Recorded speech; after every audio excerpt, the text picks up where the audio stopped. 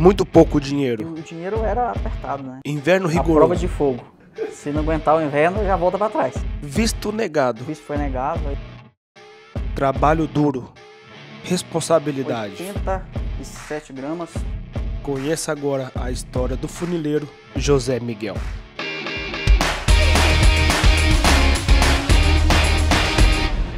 Hoje o assunto é funilaria. Quantos seguidores lá no meu Instagram já pediram sobre esse assunto?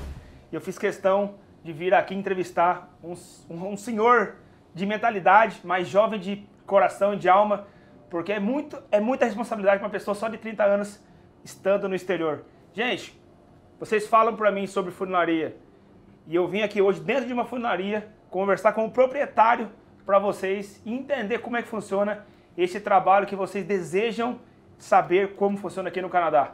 Então, se você não é inscrito, deixa seu like, comenta aqui embaixo dúvidas, que esse meu convidado vai vir aqui depois para responder vocês nos comentários, para vocês saberem como funciona esse trabalho aqui. Então, apresento para vocês José Miguel. Seja bem-vindo, irmão. Fala, parceiro. Obrigado aí. Agradecer aí pela oportunidade aí. Tá dando aí pra gente mostrar pra galera aí o nosso trabalho. Quanto tempo no Canadá você tem? Meu nome é José Miguel, tenho 31 anos.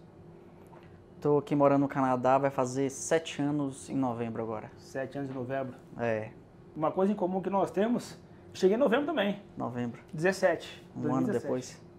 Um ano depois. Todo mundo fala do frio, chegamos no frio. Chegou no frio, já chegou já pra a prova de fogo. Se não aguentar o inverno, já volta pra trás. Pois é. Não é? E como é que foi o primeiro inverno?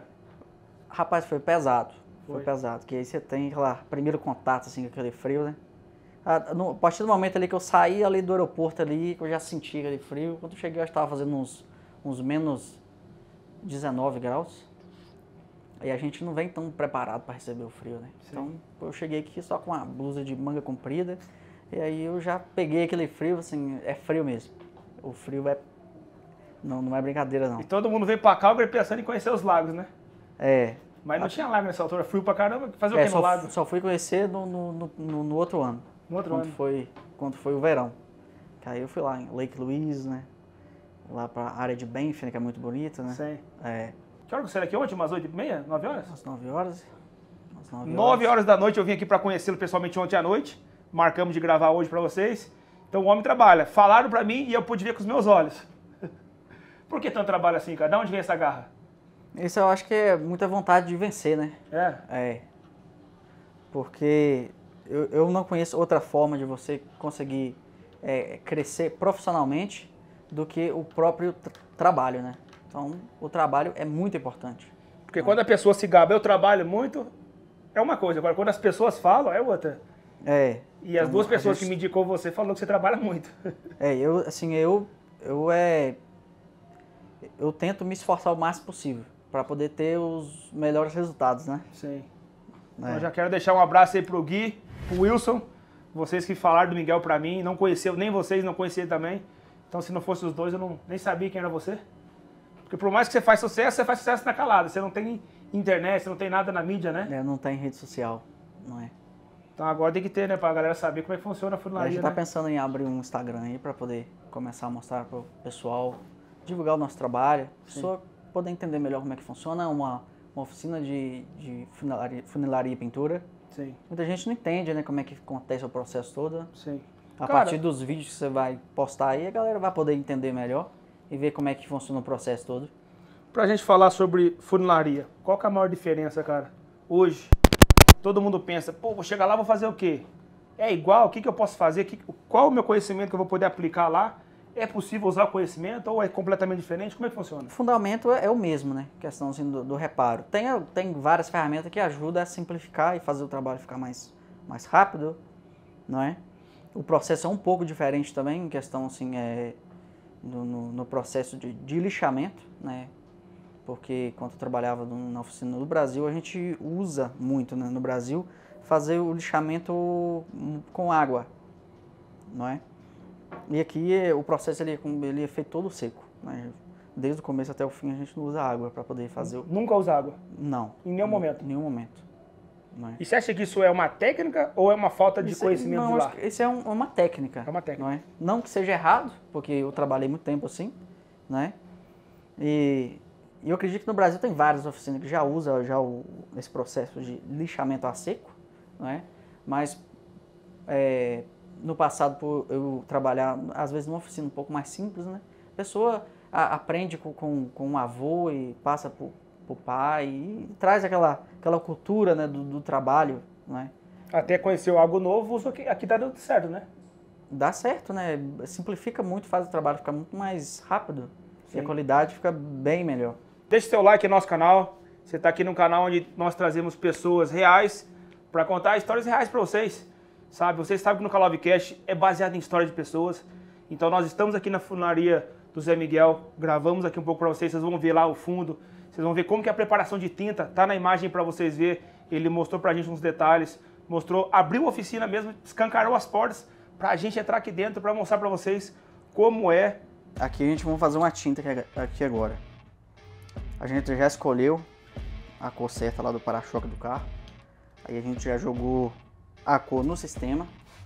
E agora a gente vai abrir aqui para aparecer a forma. Eu já escolhi aqui a fórmula certa.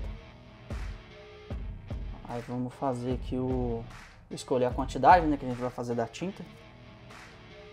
Eu já sei mais ou menos assim a quantidade que gasta para pintar aquela peça, então eu já vou colocar aqui a quantidade.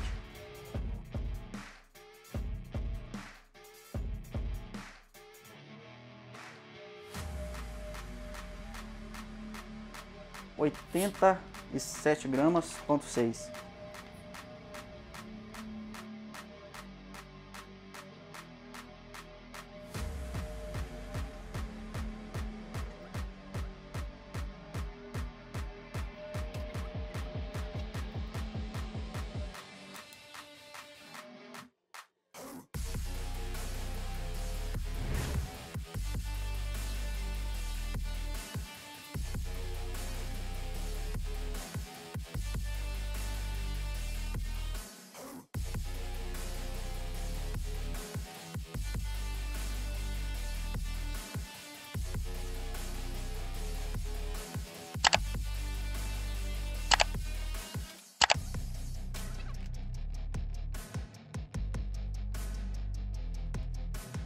Agora vamos misturar a tinta e ver se ela ficou parecida com a tinta que o sistema deu pra gente no catálogo.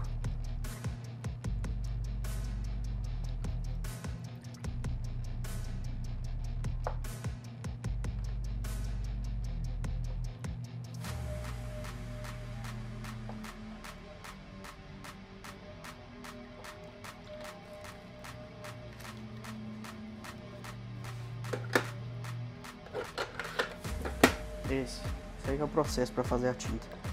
Agora aqui é só a gente preparar a peça e fazer a aplicação da tinta.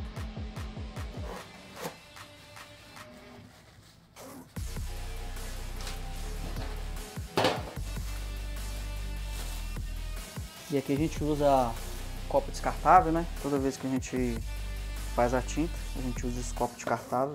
Quando acabou de fazer a pintura, a gente só joga fora. Porque não tem necessidade de ficar limpando toda hora. No Brasil, você fazia a mesma coisa? Eu sempre trabalhei no ramo de carro, né? Assim, desde os 15 anos, né? Sim. O vizinho da minha mãe, ele tinha uma oficina de elétrica. E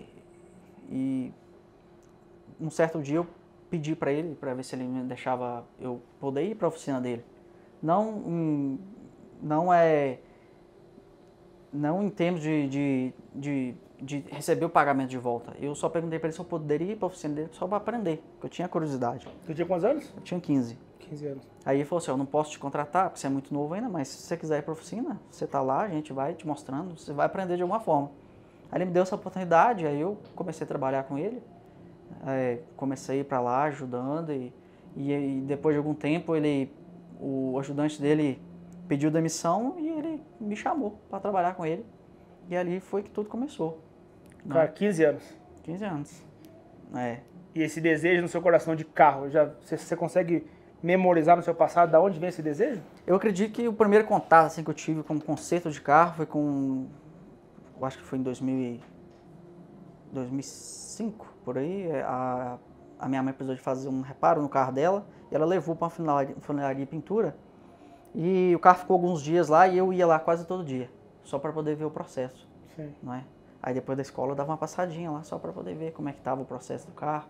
Aí eu cheguei na oficina e vi aqueles carros desmontados, a galera toda trabalhando e batendo e consertando lata e fazendo pintura. Aí foi amor à primeira vista. Aí eu sabia que eu queria mexer com o carro. Eu acho que aquilo aí me impactou bastante, assim, a primeira vez que eu vi, e eu já tinha certeza que era aquilo que eu ia fazer. E E aí eu procurei formas de tentar ingressar no mercado, né? Sim.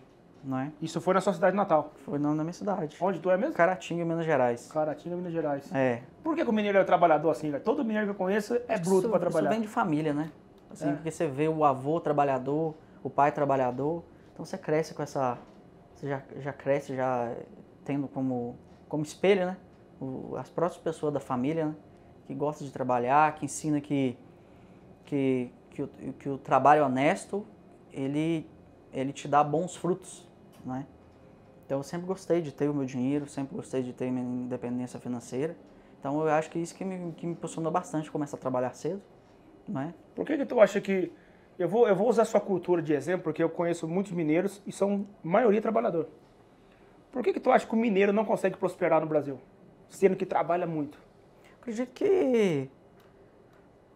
Porque às vezes nem sempre é você trabalhar pesado, porque às vezes você tem que trabalhar com sua mente também. Sim. Mas às vezes as oportunidades é mais difícil, né? E o mercado de trabalho é muito competitivo e é difícil. Prosperar financeiramente no Brasil são para poucos, né? Sim. Assim, eu gosto de falar uma frase que é assim: um empresário bem sucedido no Brasil é um herói, porque ali a pessoa tem que lidar com várias coisas, né? O tempo todo, é muita burocracia, muito imposto, não é? Então ali a pessoa tem que se virar, tem que ter sangue na veia, não é? E ainda você tem que preocupar em fazer acontecer e se preocupar para ninguém te tomar de tu, né? Verdade, né? Porque o que tem de pessoas que veio para cá, que tinha negócio e por insegurança, né? Justamente. Tu já teve negócio próprio no Brasil? Já tive. Oficina também? Quando eu completei 18 anos, eu abri a minha primeira oficina. Não era de lanternagem de pintura, era uma loja mais envolvido com a parte elétrica, né? Sim. A gente fazia instalação de vidro elétrico, de alarme, sistema de som, né? Como se fosse uma loja de acessórios, né? E eu ali, com 18 anos, né? Sem experiência nenhuma, sem investimento, né? Eu usei com as armas que eu tinha no momento ali, né? Peguei um carro que eu tinha, vendi, juntei um dinheiro, com a cara e a coragem, aluguei um ponto e ali comecei meu próprio negócio ali. 18 anos? 18 anos. Caramba. E sempre tive essa vontade de empreender, não é? Mas de onde vem isso aí? A família sua já teve empreendedores no passado? O meu avô, ele sempre foi... Meus avós dos dois lados, né? Foram pessoas que batalharam bastante, começaram do zero e deixaram bons frutos para a família, não é? Então eu acho muito bonito, porque eu acho que a gente tem que passar nessa terra, a gente tem que deixar o nosso legado, não é? Sim. E quando você saiu do Brasil em 2016? Foi em 2016. Qual que foi Fala pra galera sobre a conversa entre casais, porque hoje é muito difícil, eu vejo o trabalho que eu faço na internet de mentoria, os casais não conseguem alinhar. Como que era a conversa sua com a sua esposa lá atrás? Família, amor, vamos pra lá, vamos fazer acontecer. Teve resiliência de não querer, os dois estavam acoplados a um plano junto, como é que foi? Lembra?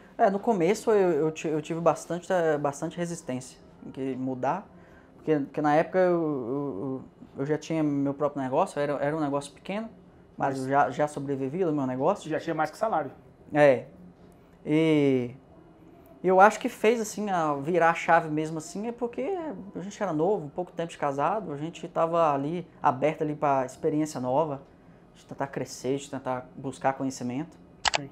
E eu achei que depois de algum tempo pensando, tentando achar o caminho certo, eu decidi que seria assim a melhor opção a gente mudar e começar uma vida nova, não é?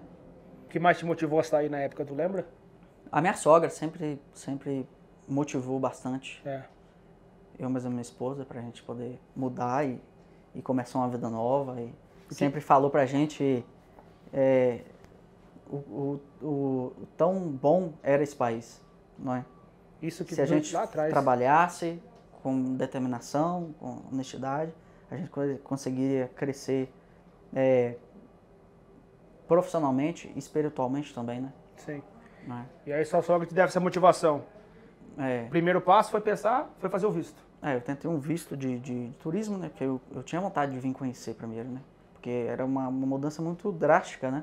Aí eu tinha noção, eu queria vir para poder, às vezes, ficar alguns meses para a gente conhecer, né? Até não resolver mudar de vez, Sim. mas o visto foi negado, aí que a gente tentou buscar no outro caminho de aplicar pro PR, né? Através da sua sogra. Através da minha sogra. Cara, o investimento foi muito maior do que o turismo, né? Porque tem gastos envolvidos, né? Com taxa, com um advogado, né? Aí Mas foi o processo, demorou ali em volta ali de 7 meses. 7 meses a gente conseguiu resolver e a gente partiu. O único dinheiro que eu trouxe do Brasil até hoje na época se converter em dólar, dava $300. $300. $300. Cara, É. $300, muita vontade de fazer acontecer. Pouco inglês ou zero inglês? Zero inglês. Zero inglês. Nunca tive contato com inglês antes. Mas e 7 meses? Vocês fizeram 7 meses de aplicação pro visto. Nesses 7 meses, tu não pensou no inglês ou só trabalhou para juntar grana? O que você fez? Por causa que nos últimos, quando eu resolvi que eu queria ir embora mesmo, eu tive que me organizar, né? Porque eu tinha minha oficina e eu trabalhava com muita restauração, então tinha muito carro que eu demorava muito trabalho, então eu tinha meu nome a zelar também, eu não queria sair, mudar e deixar meus clientes lá com o carro, com o serviço pela metade. Então ali eu foquei ali em terminar aqueles casos, né? Tentar acertar todas as contas, deixar tudo certo, né? Sair por cima, né? Sair com a consciência limpa, não é? Cara, aí chegou no Canadá. Quantos dias para poder ganhar o primeiro dólar? Então, foi 10 dias. 10 dias. 10 dias, aí eu consegui meu primeiro trabalho, numa oficina de funilaria e pintura. Tu já chegou na sua área? Já cheguei na minha área, porque o que eu queria, né? Sim. Que eu tinha na minha mente que era a forma, às vezes, mais fácil de eu poder começar a minha vida, né? Porque pegando um pouco de experiência que eu tinha, não é? E ali eu me deparei com o inglês, né? Com a língua inglesa. Porque eu fui trabalhar num lugar onde todo mundo só falava inglês e eu não falava. Então no começo ali foi difícil. Os primeiros meses foi bastante difícil para mim. Porque você se sente inútil, porque você não consegue fazer nada. Você não consegue mostrar para as pessoas o que você sabe, não é? Então ali, às vezes, a pessoa me pedia uma ferramenta e eu não sabia o nome da ferramenta, eu só ria, não é? E aí, com o passar do tempo, você vai aprendendo o nome de uma coisa, você está ali no meio, a pessoa começa a falar uma coisa, você vai aprendendo. E eu ali comecei a estudar também em casa, e ali fui aprendendo. Quanto tempo, mais ou menos, para poder se adaptar ao trabalho? Em questão da língua, demorou 1 ano. 1 ano? Para eu conseguir fazer o trabalho, entender como que funcionava tudo, né? Conseguir ler o que estava na ordem de trabalho, né? Na ordem de serviço, não é? E desde o primeiro momento ali eu sabia que era essencial falar a língua, falar o inglês. Eu lembro que na primeira semana que eu comecei nessa oficina, aí na hora do almoço todo mundo sentava numa mesa grande e ali todo mundo brincava, contava piada e todo mundo rindo. Tudo em inglês? Tudo em inglês, e eu me sentia mal por não entender o que eles falavam, não conseguia rir da piada. Então ali me deu aquela vontade assim muito grande de conseguir fazer parte daquilo. Então ali fiquei com muita vontade de aprender, e ali eu comecei aquela busca incessante ali de estudar, de aprender, o tempo todo estar procurando saber, e foi bem importante para mim, não é? No meu processo todo, ter essa vontade de aprender a falar inglês me ajudou bastante na minha caminhada. Sim. E aí, você sempre trabalhou na sua área aqui ou você vê outras coisas também? Então, no primeiro ano eu fiquei na oficina, né? E depois recebi uma oferta de trabalhar na construção, na área de construção. Sim. E aí, me ofereceram um pagamento melhor, um salário melhor, e eu acabei abandonando a oficina e fui para a construção. Nessa época tu ganhava quanto na funilaria? Eu ganhava 20 dólares a hora, aí recebi uma oferta para ganhar 27 dólares 27. na construção. 2017? 16? Foi em 2017. 17. Mas só que eu fiquei na construção 7 meses, aí o meu ex-patrão, ele entrou em contato comigo e me ofereceu um pouco mais. E nesse tempo que eu fiquei na construção, eu acabei percebendo que o que eu gostava de fazer mesmo era consertar carro. Consertar carro. Aí meu patrão me ofereceu $1 a mais e eu resolvi abandonar a obra e voltar para a oficina de novo. Mas dá pra ver que não era $1, né? Era o contexto todo, né? Era tudo envolvido, né? Porque eu sabia que seria melhor para mim. Não dizendo que a construção não é um ramo bom. Eu acredito que você consegue ganhar, às vezes, mais dinheiro na construção do que numa funilaria. Mas o que eu gostava de fazer, né? O que eu me sentia bem fazendo era a funilaria. E eu tinha vontade de crescer profissionalmente na área de oficina, porque eu sempre tive a vontade de ter meu próprio negócio aqui. Sim. Né? Às vezes, no primeiro ano, eu achava que seria impossível, né? Porque era muito difícil. Eu não conseguia me ver eu conseguindo falar um inglês para eu conseguir conversar com o cliente, resolver meus problemas em inglês, né? Mas aí o tempo vai passando, você vai aprendendo, e você vai vendo que se você tiver determinação e força de vontade, as coisas acontecem, né? Nesse tempo todo, a gente sabe que veio muitos obstáculos pelo meio do caminho, para você e para sua esposa. Passou pela cabeça, vamos abandonar isso, tá difícil, não é pra gente? No primeiro ano, passou várias vezes na minha cabeça eu voltar. Não é? O que eu tô fazendo aqui, meu negócio lá? Eu tava vivendo bem. Você não tinha uma vida de rico, mas vivia muito melhor que a maioria. Eu tinha né? Se você tem um negocinho próprio, você já gera mais que salário, perto né? da família, né? Perto Sim. da mãe, das irmãs, da avó, da família toda junta, né? Qualquer então, perrengue. A gente sente muito falta, né, da família. Eu acho que seria ali a parte mais difícil da imigração, né? Sim. Você mudar para outro país é a família, né? Porque ficar longe da família não é fácil, né? Tinha quantos anos quando saiu? Eu tinha 23, eu acho. 23. 23. Aí família, como é que foi essa conversa com a família? Foi difícil, eu acredito, para eu poder falar com a minha mãe foi a hora mais difícil, né? Eu poder chegar para ela e falar que eu estava querendo mudar para outro país, né?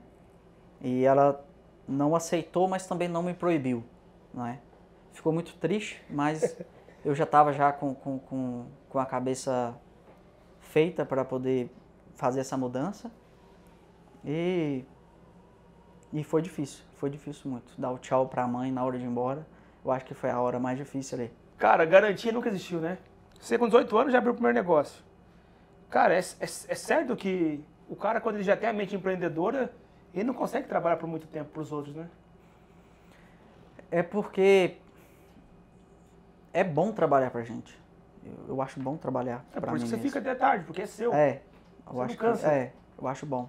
Mas quanto eu fui funcionário, quanto eu era empregado, eu sempre fui um bom funcionário. Sim. Não é? Porque eu sempre pensei no lado do patrão também. Porque eu sabia que se eu fosse um empregado bom, a empresa ia crescer e eu poderia crescer junto com a empresa. Não é? Então sempre tive essa vontade de sempre fazer mais do que era necessário. Não é? E hoje, então sempre dei o meu melhor em tudo que eu já fiz até hoje. Hoje, quando você olha para essa profissão sua, funilaria, você acha que é interessante a pessoa estudar para vir para cá? Se ela não sabe nada e ela tem desejo, gosta, tem essa paixão por carro. Miguel, faça um curso aqui no Brasil, vou para aí, ou eu vou para aí e aprendo aí. O que você acha mais interessante? Então, aqui no Canadá, o ramo de conserto de carro é uma coisa muito grande. Muito grande. Porque o que acontece é que no inverno acontece muito acidente. E acidente toda hora, todo dia. Porque tá cheio de neve nas rodovias. Muito imigrante, que não tem então costume. ali é muito escorregadio, então ali acontece acidente. Então a área de funilaria e pintura é muito grande, não é? É muito grande. Então mesmo a pessoa que não tem experiência, só da pessoa querer aprender, ter força de vontade de aprender, a pessoa eu acredito que já conseguiria entrar no mercado, nesse mercado de trabalho, muito fácil. E falando para a pessoa que tem experiência, aí nem se fala, não é? Porque a experiência conta bastante também. Então hoje uma pessoa, para ela começar aqui sem conhecimento nenhum, zero, só com garra, quanto que ela ganha? Eu acredito que o salário mínimo, né, aqui começa dos $15, né? Isso depende muito da força de vontade da pessoa. Tem pessoa que aprende muito fácil. Sim. E ali pode ir até 30, 35, depende do... Um profissional que já faz tudo, um cara que você fala assim, pô, esse cara aqui, eu deixo o carro na mão dele, eu volto depois só para dar o check-up. É em torno de $30. $30 a hora. É. Então um cara profissional, $30 a hora. É. Não é mal, profissional. Não é mal. Eu acho hoje, eu não conheço um funileiro no Brasil da minha cidade que ganha mais de R$2.000 por mês. Para $30 a hora... É uma diferença muito grande. O cara vai tirar quase 1.000 por semana, pô. Uhum. Com os descontos. Uhum. Gente, se inscreve no canal, estamos aqui com o Miguel, funileiro. Começou como ajudante. Você era ajudante, né? Ajudante, sim. Tu começou como ajudante aqui? Aqui como ajudante. Por mais que você sabia, não conhecia o idioma? Eu não sabia, eu não prestava nem para ajudante, se fosse falar, porque eu não entendia o que eles falavam. Pega a ferramenta, não sabe o nome da ferramenta. Não sabe o nome da ferramenta, né? Aí esse que tá o problema, que às vezes a gente sabe fazer, mas a gente não consegue transmitir segurança. Né? Sim. Então a gente vai fazer ali o mais simples ali. Imagina né? Se o cara em inglês pede pra você misturar a tinta pra ele. Manda fazer a tinta azul, faça a tinta vermelha, não dá, né? Aí de ajudante, quando é que tu conseguiu passar de ajudante? Fazer o trabalho sozinho? Quanto tempo você demorou pra conseguir? 1 ano, 1 ano e meio? Coisa de 1 ano, assim, que eu já comecei, já começaram a me dar mais Faz segurança. o trabalho aí. Já começaram me passar mais responsabilidade, ter mais confiança no meu trabalho. Sim. Não é? Aí tu lembra esse jump que você deu, o salarial melhorou?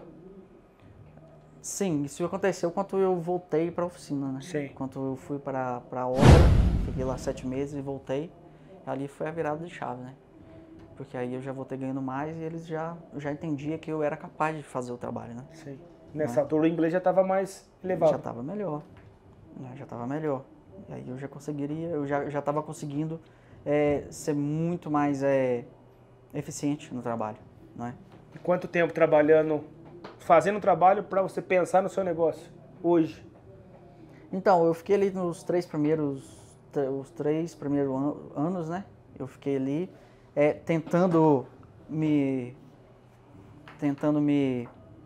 preparar para em algum dia, em algum momento eu tentar começar a fazer alguma coisa por conta própria. E aí surgiu uma oportunidade com um amigo meu que trabalhava na concessionária de carro usado. Ele sabendo do trabalho que eu sabia fazer, ele falou com o patrão dele e o patrão dele tinha um carro para fazer um polimento. Aí ele falou assim, por que você não fala pro seu amigo se ele sabe mexer com o carro? Traz ele aqui final de semana para fazer um polimento nesse carro aqui. Vamos ver como é que é o trabalho dele. Polimento. Aí fui lá, um sabadão lá, fiz o trabalho lá no carro do patrão e ele gostou muito e ali todo final de semana eu ia para lá, né? Ia para lá para fazer comecei a fazer polimento, aí ele tinha algumas ferramentas lá, aí eu já comecei a fazer uns reparos pequenos também, né? Trocar um para-choque. Sabe o que é engraçado? Um cara que faz um bom polimento não é um funileiro. Não. Porque faz parte. Eu posso fazer um polimento, eu lavava carro. Faz parte do processo, né? Mas ali a forma que sem ferramenta, né?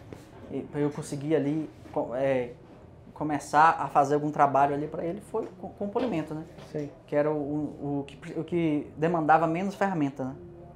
E ali, eu trabalhando ali dentro lá da concessionária dele, eu vi que ele tinha algumas ferramentas, aí comecei a usar as ferramentas dele para fazer um retoque, para trocar um para-choque.